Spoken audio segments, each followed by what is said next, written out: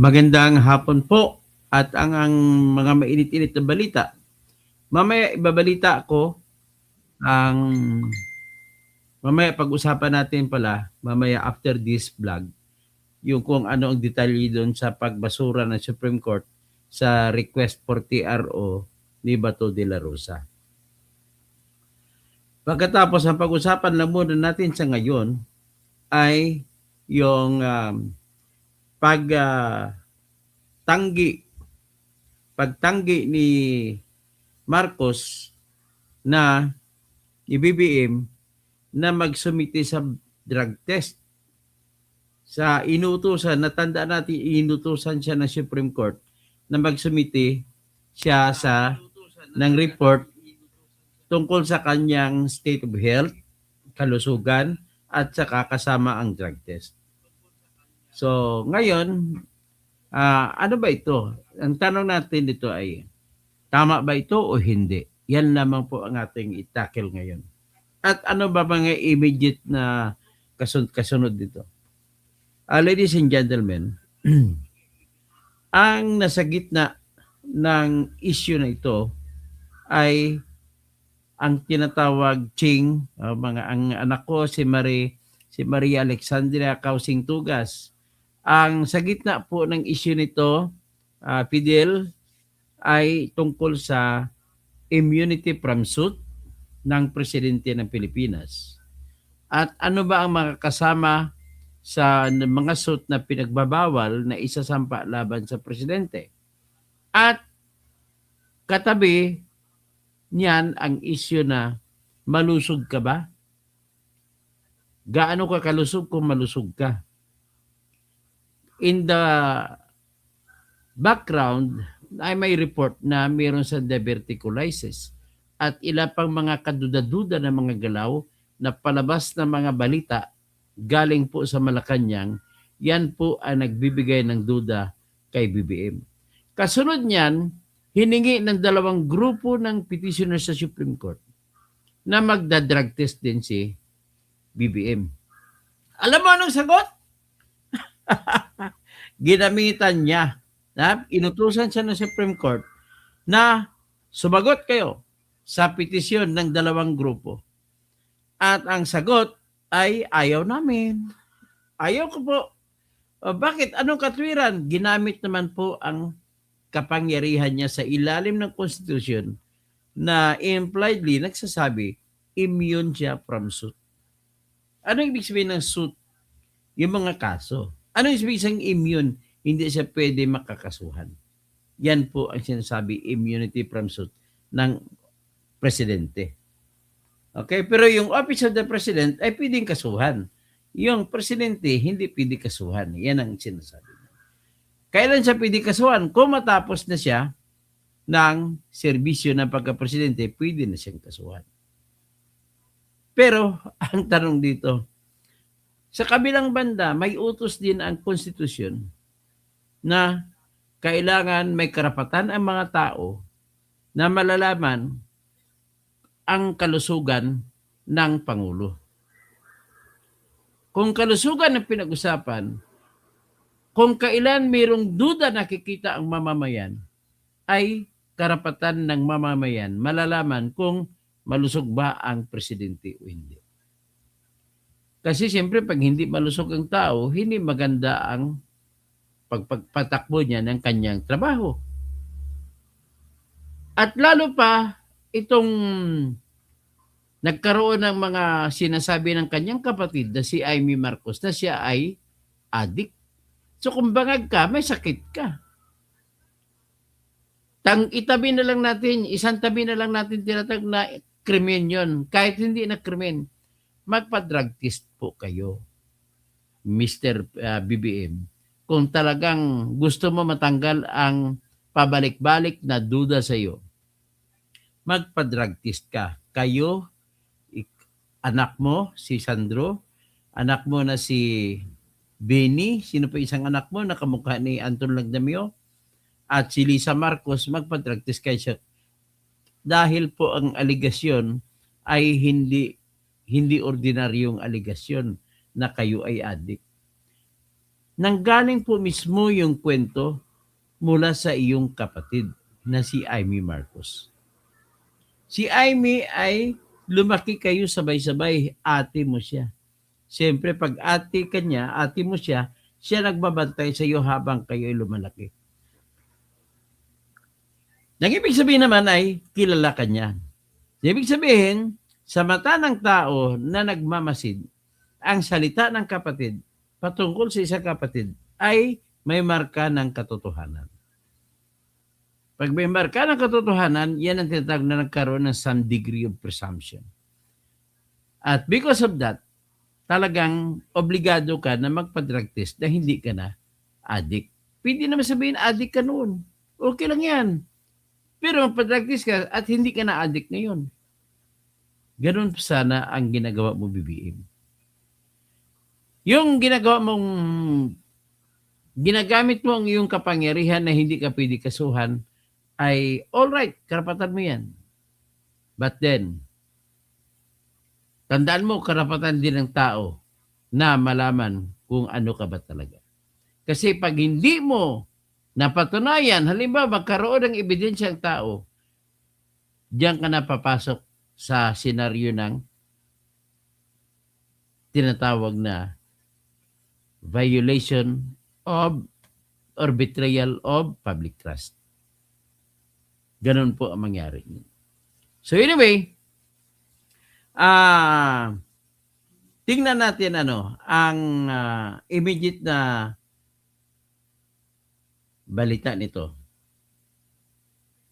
Pero bago niyan, patugtugin muna natin ang ating bago natin mag-discuss, patugtugin muna natin ang ating paboritong music. Yeah.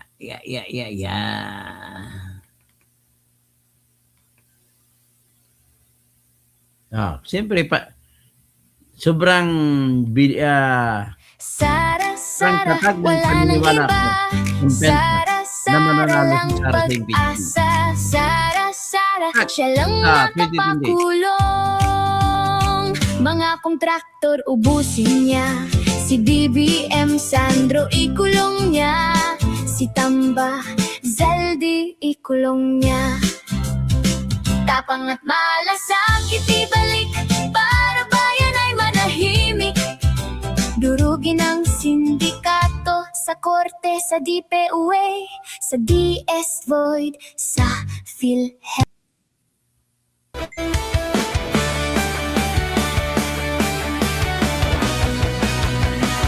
Sa Pilipinas, kilala ang tindi. Hindi kayang bayaran ni numan ang kanyang prinsipyo. Kapag may inaapi, siya ang nariyan. Kapag may bayaran, siya ang hadlang. Hindi siya tiklop sa pananakot ng iilan. Hindi siya alila ng sino mang mayaman. Kung ang kapangyarihan nila ay inaabuso, hinahawi niya yan mano-mano. Kapag ang taong bayan ang nasasakal, siya ang unang sumusugot, tumatagal. Hindi pera ang sukatan ng halaga, kundi kung sino ang lumalaban para sa masa. Totoo kasing tirador, totoo kasing tirador. Kakapin ang naaapi, kalaban ng sakim na mandarambong. Totoo kasing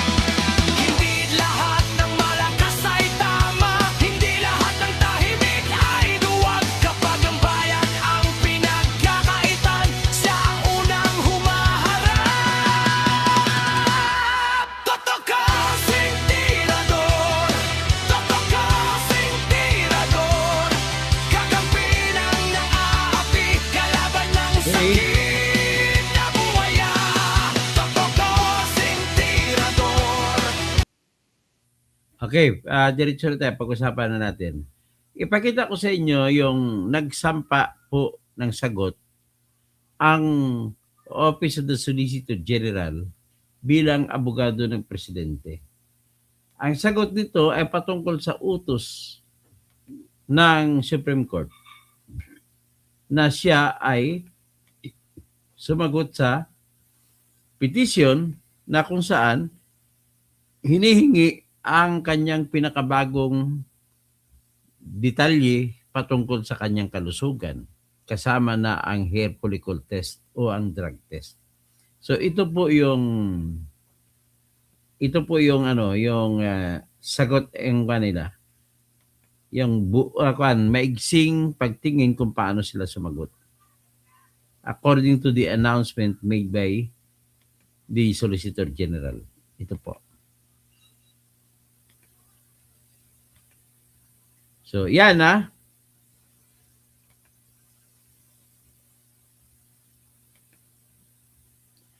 sinasabi ng Office of the Solicitor General ay, ang sagot niya ay, instead na sagutin ang utos na magpa-drug test, magbibigay ng medical test results, ay ang sinasabi, ang sagot ng Solicitor General ay humiling na huwag na ibasura ang petisyon. Yan po ang sinasabi niya. So sa dito, basahin natin ang sagot ng siyang Solicitor General. Hiniling sa Korte Suprema na ibasura na ang petisyon na nag-utos kay PBBM na sumailalim siya sa drug test at medical exam. Hiniling ng Office of the Solicitor General sa Korte Suprema na ibasura ang petisyon inihain laban sa Pangulong Ferdinand Bongbong Marcos Jr. na naglalayong obligahin siyang sumailalim sa physical, mental at hair follicle drug examination. Sa inihain itong comment sa Supreme Court, kaugnay ng kasong sinampa ni na dating House Speaker Pantaleon Alvarez at iba pang petitioners, iginiit ng Office of the Solicitor General na walang sapat na basihang legal at konstitusyonal ang naturang petisyon. Ayon sa dokumento, nais lang ng mga petitioner na pilitin si BBM na, number 1, isumiti ang sarili sa physical at mental examination kasama ang hair follicle test. Nais din umano ng petition na ilabas at ipubliko ang kompletong medical at clinical report ng Pangulo upang umano'y mapatunayan ang kanyang kakayahan na gagampanan ang tungkulin bilang presidente. Ngunit mariing tinutulan ito ng Solicitor General at sinabing lumalabag naman ito sa doktrina ng presidential immunity. Kita mo, immunity na naman ang pinagbabasya ng depensa. Napakadali ng immunity. At siyempre malakas. Kaya lang, nakakahiya naman na ganun lang depensa mo. Ibig sabihin, takot ka magpa-test. So the present petition which seeks to compel an incumbent president to perform an act which he alone can fulfill is a blatant violation. Blatant violation? Hindi blatant violation yun. Kung nagrespeto kayo sa inyong sarili, respetuhin nyo na ng karapatan ng tao na malaman ang kalusugan ng Pangulo. Ganun lang kasimple lang yan, Birbirabi. Dapat malumanay kayo sumagot eh. Sabi nyo lang, dapat, I'm sorry, dapat ganun lang, I apologize. I know your desire to and your concern to me, and I thank you for that. But this time, I didn't see any reason for me to waive my immunity from suit. Ganun lang kasimple. Immune ka from suit, pero hindi ka immune sa demand of the people for you to show that you are healthy. Ganun lang po kasimple yan. So, let us distinguish, hiwalayin natin po ang kanyang tinatag na immunity o kanyang sinasabi na benepisyo mo Akin na yan, karapatan ko yan. Karapatan mo na hindi ka dapat kasuhan. Hindi ka kinakasuhan dito, kundi nire-request ka lang, kinukumpel ka dito on the basis of the health. Hindi ka naman kinakasuhan. So ngayon, nasa iyo lang yan. Kung pagmamatigas ka, wala namang magagawa ang Supreme Court. Wala rin magagawa ang mga tao. But then, itong the fact na inaksyonan ng Supreme Court, nakikitaan ng Supreme Court ng dahilan kung bakit ka pinapasagot. Ito naman, tingnan natin kung ano ba talagang dahilan. Silipin natin ang petisyon ng mga nagpetisyon at tingnan natin kung anong dahilan. Ito, tingnan natin. Itong isang petisyon na sinampa ng United People's Initiative. Aba, malakas yung kanilang petisyon. Ito yun.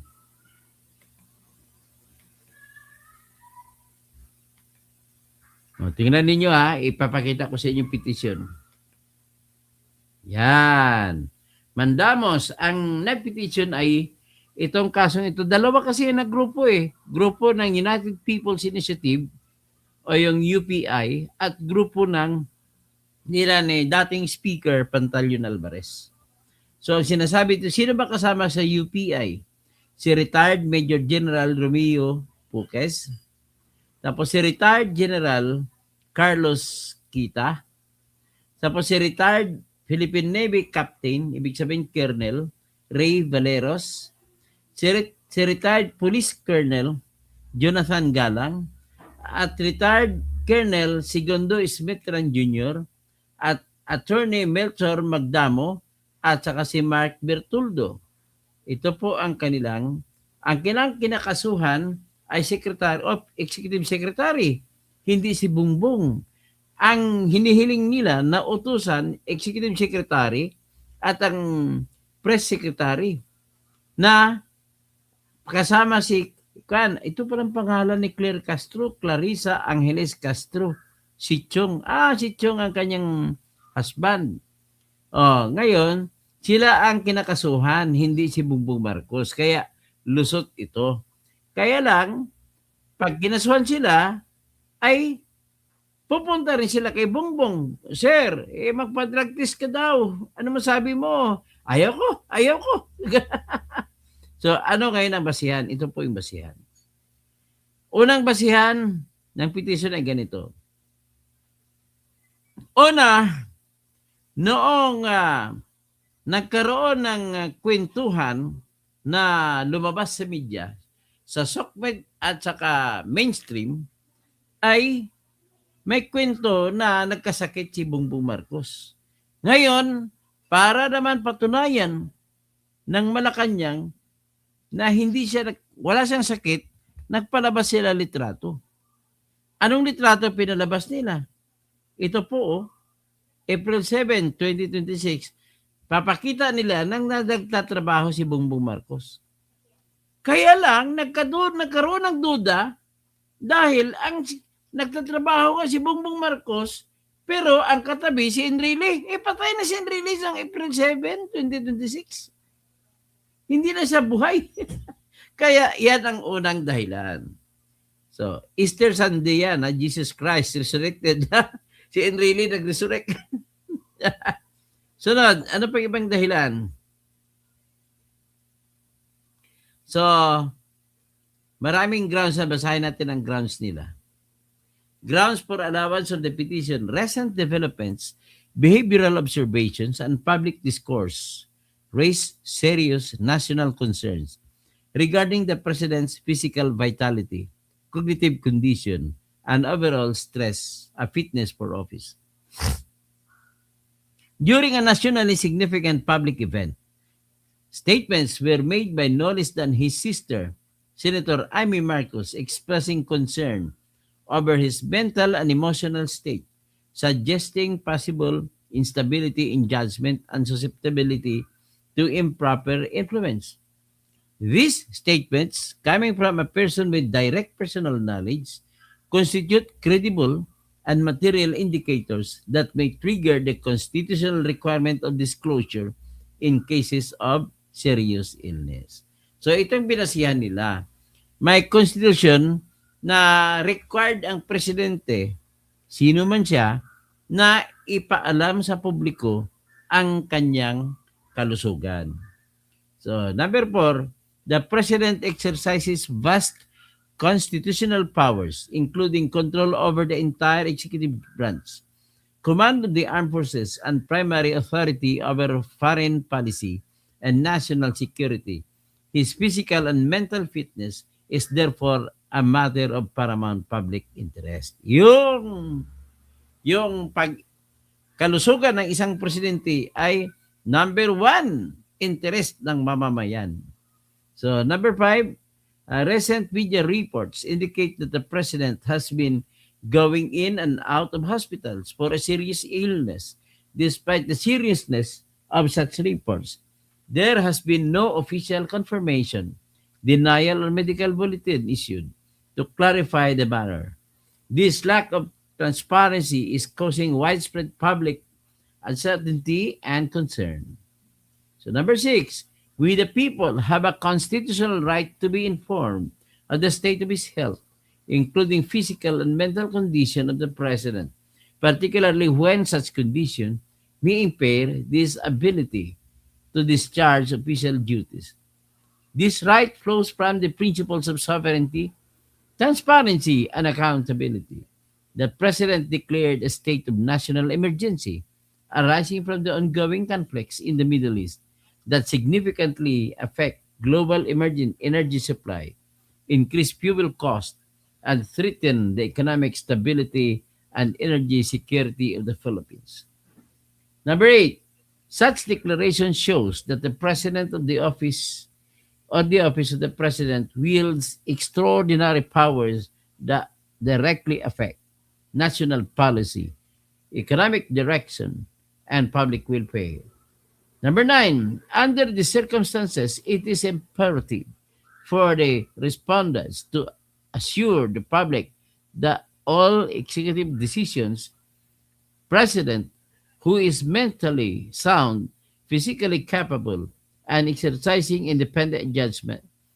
Number 10, any reasonable doubt as to the president's capacity undermines public trust, weakens democratic institutions, and poses a serious risk of national stability as the global public opinion widely accepts fair political drug testing as the most reliable method for detecting long-term substance abuse. Various sectors, including government service and overseas employment screening, utilize hair follicle drug testing. So, iyan po yung isang petisyon. Meron pang isang petisyon na sinampa naman po ng grupo ni Pantaleon Alvarez. Basahin natin. Ipakita ko rin sa inyo.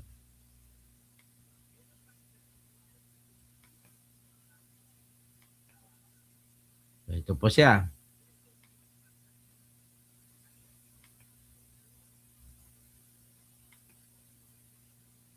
Ito. Palaki natin. Petitioner Pantaleon Alvarez, si General Virgilio Garcia, si Juan Rania, tsaka Raimondo L. Junta, versus Ferdinand Marcos Jr. and Ralph Recto. So, para makalusot, siyempre, hindi mo pwedeng kasuhan si Ferdinand Marcos, kanyang executive secretary. So, verified petition. Ito naman ang prefatory statement nila. The Constitution is the basic and paramount law to which all other laws must conform and to which all persons, including the highest officials of the land, must defer. Article 7, Section 12 of the Constitution mandates that the public be informed of the state of the President's health in case of serious illness. So yung duty na yan, dapat ina-address yan hindi kay Presidente, sa assistants niya para hindi maglumabag sa immunity from suit ng President. So meanwhile, Article 3, Section 7 of the Constitution likewise enshrines the public right to be informed of the matter of public interest. The provisions in relation to one another are intended to not only prevent rumors and speculations, rather, they are designed to ensure government functionality and uphold the public's right to know the disposition of the chief executive physical and mental state of well-being. The complete state of President's health and well-being is a matter of utmost concern for the public. His physical and mental ability to steer the country's policy and operational direction ought to always be ensured and disclosed to the people, especially so when timely and appropriate action is called for amid a declared national emergency. So, yan naman po ang petition. So, having said so, ang ginagawa ng presidente ay ayaw niya. Ayaw ko. So, yan ang presidente natin. Ayaw niya. So, kanya na lang tayo speculate kung ano. Kung ako naman tanongin nyo, madidismiss itong kasong ito. Siyempre, kahit sabihin natin na nagsabi siya na hindi siya pwede kasuhan, at least, ito naman po ay isang pamamaraan sa pagsabi sa mga Pilipino, huwag kayo mag-alala, nasa mabuting kalagayan ako at hindi ako adik. Ha? Bien Comador? Okay? Okay, ganun na lang yan kasimple. Wala tayong magagawa, karapatan kasi kapangyarihan ng presidente na hindi siya pwede mapilit. Siguro baka alam niya ito Anti-Claire Castro. Lagi naman sila sasama. Ha? Baka siya naman nagbibigay ng mga maintenance, sir. Your maintenance medicines are here. O nga malayo ang pag-iisip niya. Wala siyang, hindi niya ina-address yung mga agam-agam ng mga mamamayan. So si Rajak nasalo din.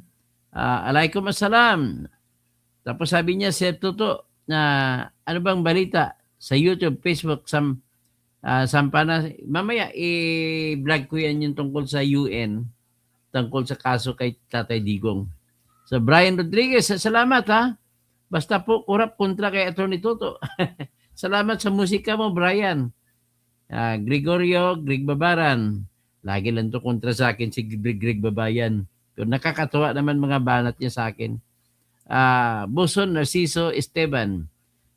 Good PM Attorney Katoto Tirador. Good PM po sa inyo kay Kumaro. Brian, magandang hapon. Greg Babaran, tago kabuti, tago. Bato, tago. Panalo, OSJ, hindi. Iba may idikuan ko na. Ipapalabas ko mamaya tungkol. Kay Bato muna isusunod ko pagtapos nito. Just give me 5 minutes, 5 to 10 minutes sa si Bato na naman ang pag-usapan natin. Krisa, good afternoon, Doc. Nomar, ano bang nangyari?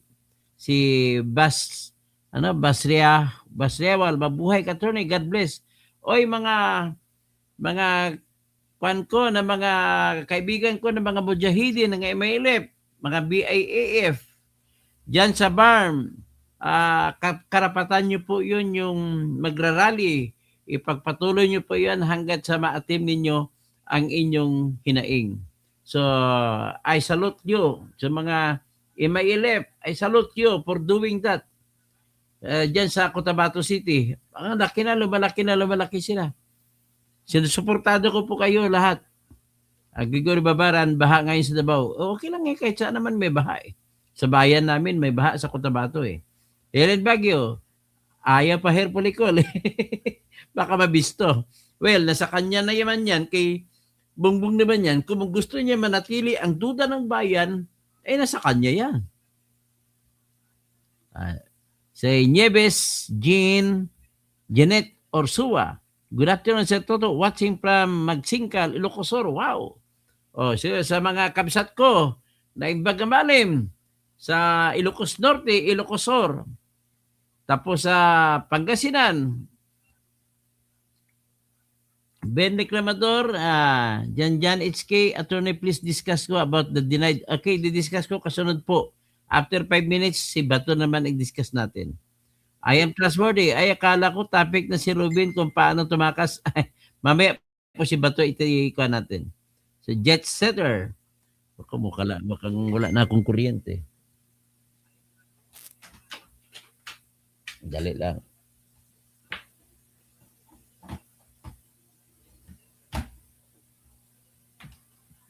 Lalagyan ko lang ng kuryente aking laptop ha. Nasira kasi ang aking personal computer kaysa laptop na ako nga nag-live. Yun, may kuryente na. Okay. I'm Tas 40. Sunod si Jet Setter. Sino pang iba? Ara Sausa. Anak, Maria Alexandria Togas. Like, ano niyo, share. At saka kung pwede lang, pakiusap lang, yung hindi pa naka-like, mag-like kayo lahat para naman tataas naman ang ating algorithm at mag-subscribe kayo sa aking channel na Toto Kausing. Meron pa ako isa, hindi lang Dr. Toto Tirador Kausing, kundi mayroon pa akong yung Toto Kausing, Dr. Toto Kausing. Ito kasi kaya natin to. Ito yung channel na ito. Tapos meron pa ako sa TikTok. Hanapin nyo na lang sa Instagram, sa Twitter, okay, sa Facebook. Okay, maraming salamat po sa lahat. At in 5 minutes, I will go back. Maraming salamat po.